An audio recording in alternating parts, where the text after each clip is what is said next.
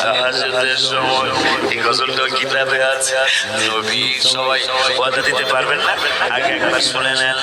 নবীর চরণেতে সারা জীবন